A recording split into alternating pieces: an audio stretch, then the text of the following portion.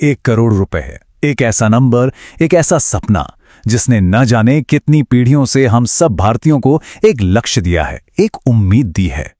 अच्छा, याद कीजिए वो दिन जब टीवी पर कौन बनेगा करोड़पति शुरू हुआ था।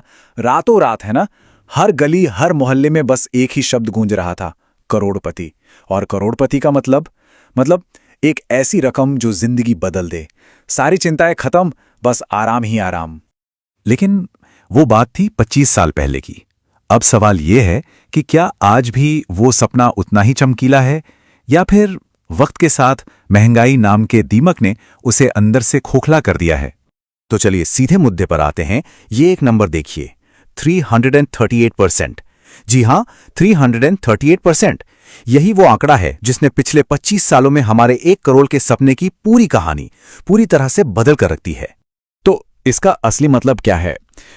इसका मतलब यह है कि जिस 1 करोड़ रुपए को हम 25 साल पहले एक बहुत बड़ी दौलत समझते थे, आज उसकी खरीदने की ताकत, उसकी परचेजिंग पावर सिर्फ 23 लाख रुपए रह गई है। सोचिए जरा, नंबर तो वही है 1 करोड़, लेकिन उसकी वैल्यू कितनी घट गई है। और कहानी का दूसरा पहलू भी देखिए। अगर इसे पलटकर देखें तो जिन चीजों को खरीदने के लिए साल 2000 में 1 करोड़ काफी थे, आज उन्हीं चीजों के लिए आपको 4.4 करोड़ रुपए चाहिए। फर्क देख रहे हैं आप? ये तो हुए नंबर्स, लेकिन असली कहानी तो तब समझ में आती है जब हम इसे रोजमर्रा की जिंदगी से जोड़कर देखते हैं। तो चलिए देखते हैं कि असल में जमीन पर क्या बदला है। सबसे पहले बात करते हैं सोने की। हम भारतीयों का पसंदीदा इन्वेस्टमेंट है ना। तो साल 2000 में 1 करोड़ रुपए से आप जानते हैं कितना सोना खरीद सकते थे? पूरे 312 किलोग्राम। और आज उसी 1 करोड़ में आता है सिर्फ 660 ग्राम। मतलब कहां 312 किलो और कहां 1 किलो से भी कम। अंतर जमीन आसमान का है। अच्छा, सोने से भी बड़ा सपना क्या होता है? अपना घर, है ना। चलिए अब रियल एस्टेट की बात करते हैं और देखते हैं कि हमारे सपनों का घर इन 25 सालों में कितना सिकुड़ गया है। ये सिर्फ कोई आंकड़ा नहीं है, ये एक हकीकत है। सोचिए, साल 2000 में जहां आप साउथ बॉम्बे जैसी प्राइम लोकेशन पर एक बड़ा आलीशान पूरे परिवार के लिए घर ले सकते थे, आज उसी 1 करोड़ में आपको वहां क्या मिलेगा? बस एक छोटा सा स्टूडियो अपार्टमेंट। ये सिर्फ स्क्वायर फीट का कम होना नहीं है, ये हमारे सपनों का सिमट जाना है।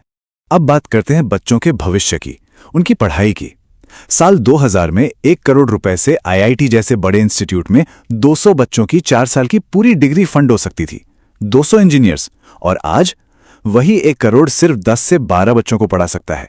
ये सीधे सीधे हमारे देश के भविष्य पर असर है। और रोजमर्रा के खर्चे, साल 2000 में 1 करोड़ इतना बड़ा अमाउंट था कि उसके ब्याज से ही लगभग 150 साल तक गुजारा हो सकता था, मतलब पीढ़ियों की सुरक्षा। और आज वो पैसा आपके 7 से 12 साल के खर्चे भी मुश्किल से निकाल पाएगा। कहां पीढ़ियों की गारंटी और कहां 1 दशक भी पूरा नहीं। तो अब आता है सबसे बड़ा सवाल, अगर ये पैसा रोज के खर्चों के लिए भी पूरा नहीं पड़ रहा, तो क्या इस पर रिटायर होकर जिंदगी गुजारी जा सकती है? चलिए इसका भी हिसाब किताब लगाकर देख ही लेते हैं। तो एक सिनेरियो लेते हैं।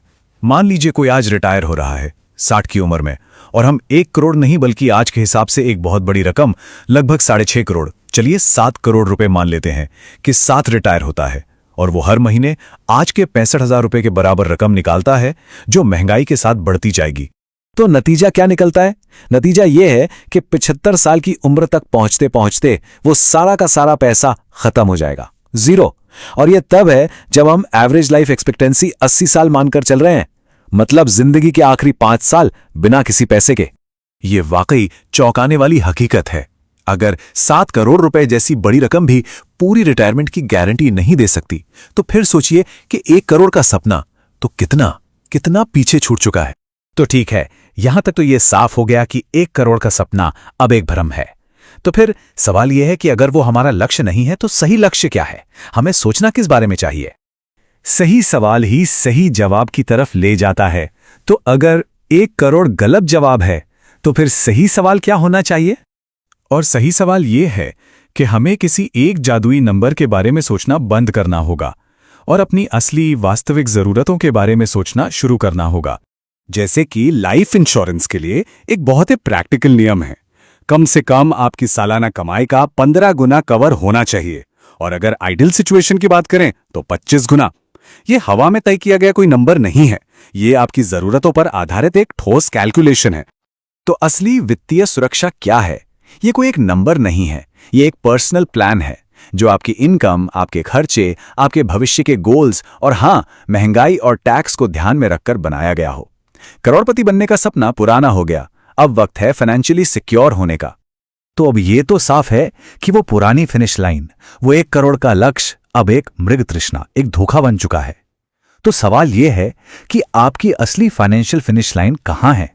इस पर जरूर सोचिएगा।